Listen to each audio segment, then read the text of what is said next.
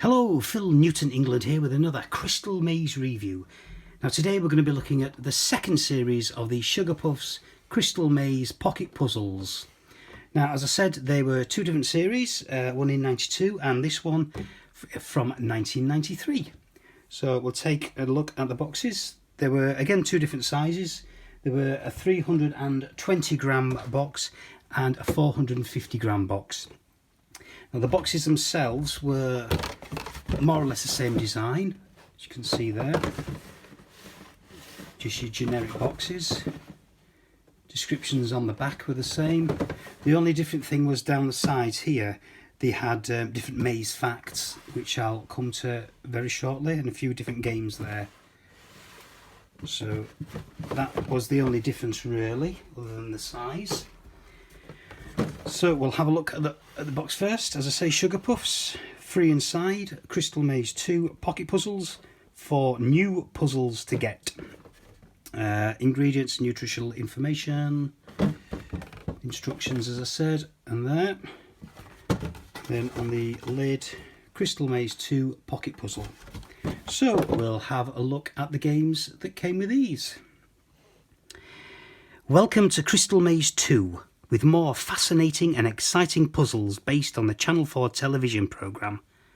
Honey Monster is offering a free puzzle in every special pack of Sugar Puffs. There are 4 new puzzles to collect, one for each of the 4 Crystal Maze zones: Aztec, Medieval, Future and the new Ocean Zone. So hurry, collect the set and enter the Crystal Maze. So the first one we have is the Medieval game, which is this one. As you can see there's the sort of the game board and then the planks.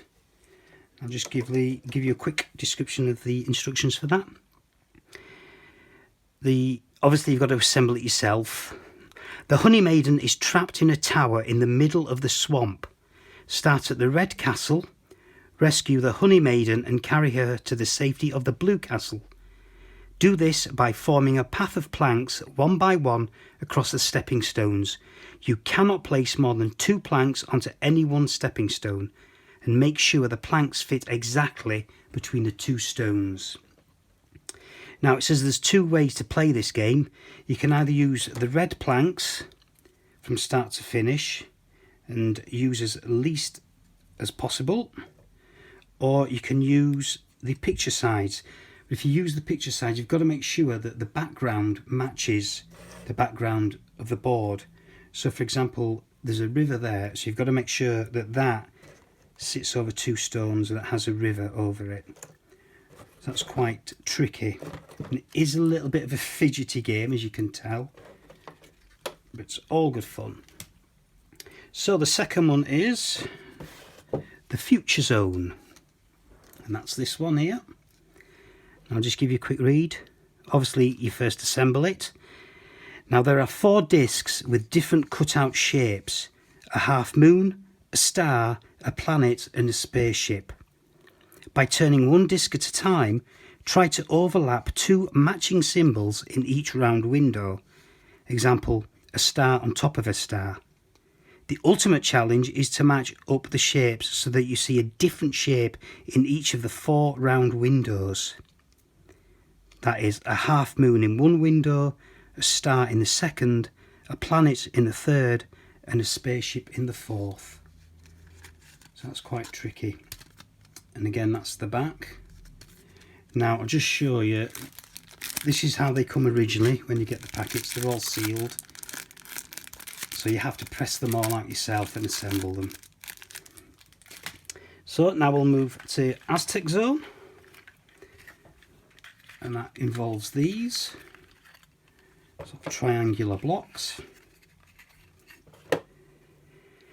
And the instructions are: assemble your 4 triangular building blocks. See the base of the game for instructions. In this zone you must build an ancient Aztec pyramid using all 4 triangular blocks.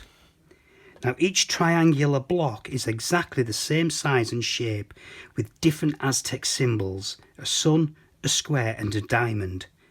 Your task is to build your pyramid so that it is the same shape as the one shown in the picture.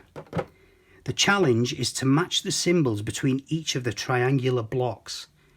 The ultimate challenge is to match all symbols on all sides of the pyramid at the same time. So you can see there, it's sort of like that. Go like that. But obviously these don't mix up, so you've got to turn them around. So square, circle, square. But obviously they might not match down the sides. So that's that challenge. And finally, Ocean Zone, which is this game here. Again, it's you've got to build it yourself. You've got to twist them just to break them, because there is a bit of a seal on them. Ha, seal, ocean. Yeah, anyway, there's a bit of a seal on them, so you have to sort of break that. Now there's two challenges here. There's the octopus challenge. Each octopus has a favourite colour. Example, one octopus might like red the best and the other blue. Your task is to find the favourite colour of each octopus. You do this by turning all 7 dials so that the tentacles of one octopus are all pointing at the same colour on each dial. Then do the same for the second octopus. You have found their favourite colours when all the tentacles of one octopus are pointing at one colour and all the tentacles of the other octopus are pointing at another colour at the same time.